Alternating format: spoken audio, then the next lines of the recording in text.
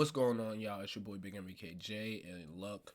I'm gonna be breaking down how you can tell when an artist is in a bad contract. Right now, we got Tink. She on a Breakfast Club. She kind of talking about her like beginnings and everything, how she got signed and everything, and just kind of talking about like issues she got in the record label. Since 2012, I've been dropping mixtapes, When It's Diary. I got signed with Timberland in 2015. We made some really dope music, but it didn't really work out, the way I wanted it to. But why didn't it work out? I just felt like the situation wasn't a fit for me. I had a lot of people on the label that were kind of like hovering over my situation. All right, so sign number one.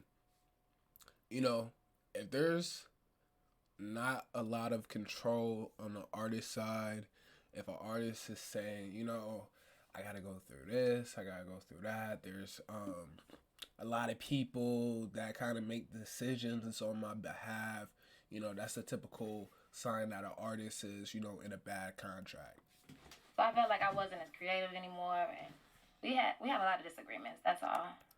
That album was classic. I actually heard the Yeah, album. Charlamagne heard the album. That shit was- It didn't come out. It was Yo. Tink. So that was in 2015. So, it's just the label situations. A lot of people in the office were having, silent beefs, and it trickled down on the artist. Yeah, so a lot of the time, artists will complain of, there's not a lot of fairness in my label. There's certain people getting pushed, certain people not saying, this is a Tink situation, but you'll hear this with other artists too. Oh, my label, they're not really pushing for me right now. They kind of shelving my project right now. This is typical language you might hear from an artist. But I became independent at 18. Was it easy to let go? Was it easy to lose that deal? Or? Nope, not at all. I really had to tighten up. I had to go and get an attorney, switch attorneys. Mm-hmm. You got to talk to your accountants and just switch the whole team up on the business side. So that took some time. It took years. So that's why I took a break in 2017. I backed off of music completely just to go get my life right. Mm-hmm. And yeah, in 18, I was finally, released. So we had to do some. And I wonder with her too, like when you get signed before 18, typically like with like anything else with a car or anything, you kind of gotta get like co-signed with like a guardian, a parent. I wonder if Tink had to do that. I wonder if they were like, okay, well, once she becomes of age, she gets like a clean slate of what she wants to do, or she has more options or something. I definitely am curious what her contract actually looked like, but I'm gonna keep going. Negotiating behind the scenes, but Tim, he let me go and do my thing, and yeah, I became independent. I signed my distribution deal with Empire, so I'm able to just really release whatever I want, free again. Mm-hmm. And yeah, I've been. So one thing that I like, she got a distribution deal. So pretty much, typically, you're allowed to kind of release when you want to with a distribution deal. With a record label, 360 deal, they're typically like, okay, we want to wait till you kind of get hot again before we toss you all this money for a budget to get all the hottest features and everything. So typically too, you see like smaller budgets giving, or it's just different protocols with a distribution deals that typically have better favors for artists.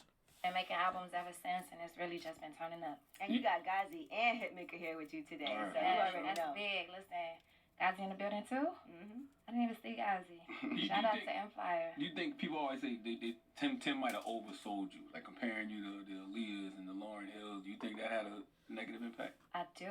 It was a lot.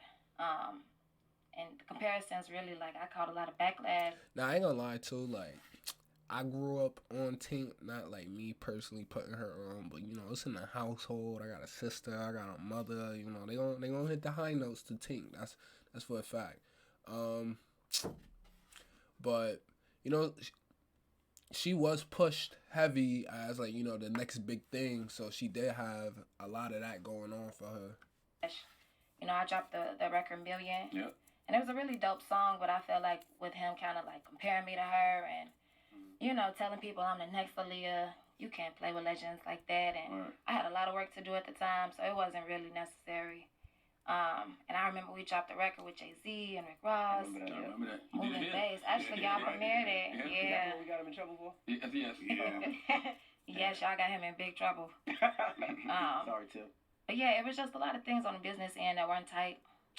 And it kind of just affected everything. It's like, and I wish artists like explain more when they say stuff like this. Like when you just group things into, yeah, you know, the business is, we try, you know, work out the business. We try and work out the business. That typically mean two things, like control or how much money is given, or they not getting the advancement. Like it's really a lot of things it could be. And like artists, typically they're embarrassed. I'm not saying Tink is, but they're embarrassed. You know, they really don't want to go into great details, or you know, they just really don't know what's in their contract. And I think that might be the case with her, because you know she's gonna explain. a snowball effect. What does that do to you creatively in a space where you want to do your music and you've been working on music for so long, but then the business is a mess? It just holds up everything. The process, everything gets pushed back.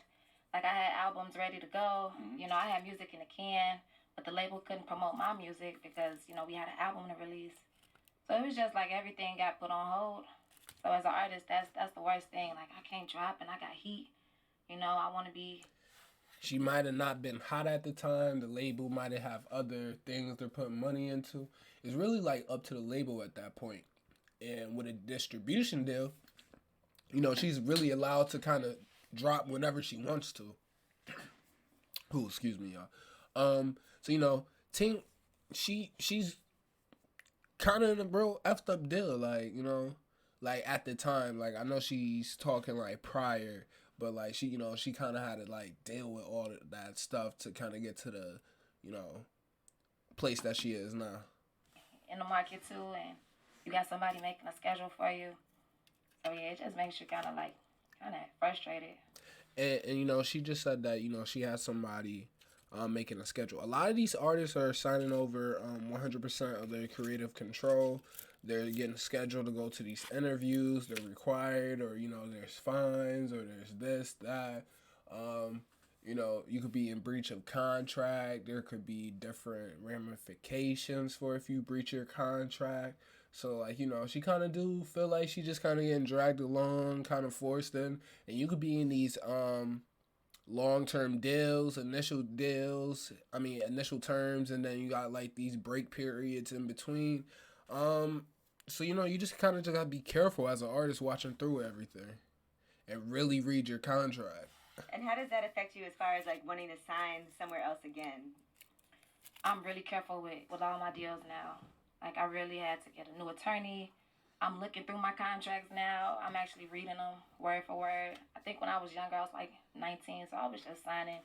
You know what I'm saying? Like, signing anything, and I wasn't checking things thoroughly. And this is crazy. Like, the fact that, you know, she's saying that she really was just signing, like that. Like, artists, like, you cannot just be signing anything. You can't just be skimming over things.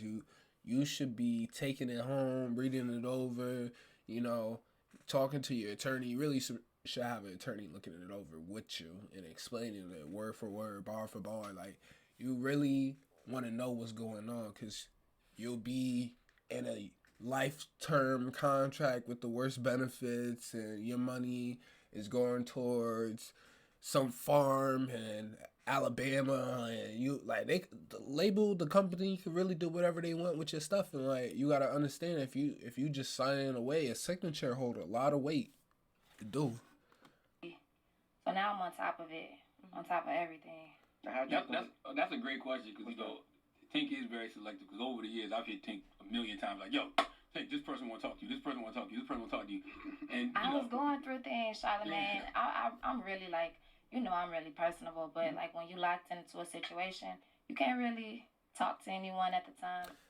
And look, a lot of these contracts now, they put in terms where, okay, you can't while you're in terms with this contract, you can't go out and try to get like another deal or do another appearance. A lot of appearances have to get like verified with the company because they want to control what split that they get. You could get sued, a lot of fines. So yeah, like I wonder what her actual contract looked like, but it sounded like she really had zero control over everything. Like, I was in deals and I couldn't really move at the time, like how I wanted to. So that's all that was, you know. You know how it is. With Hitmaker? Man, it's everything, to be honest. Like, How'd y'all link? How'd y'all get together? so I'm at Empire. I had been with Empire for like some years. And So yeah, that's Tink. You know, the Breakfast Club, you know, they ain't really gonna get on any of that. It's crazy, y'all. Y'all gotta be careful as artists. You know, if you you just signing on the dotted line, you gotta understand what you signing for. I know some of y'all be 18, 19 and all that, blowing up, making mad money and everything. But look, like, yo, come with a lot. And just like if you buy a car, buy a house, you know, you got terms, you got rules, you gotta follow, you got obligations. So like, just realize nobody gonna feel bad. Well, people not gonna feel bad for you, but it's like they're not gonna be able to do nothing for you. So it's like, look, understand the type of deals out there, understand this. But yeah, this been Tink, this been me, this boy MBK J. So yeah, we up out of here. Bow.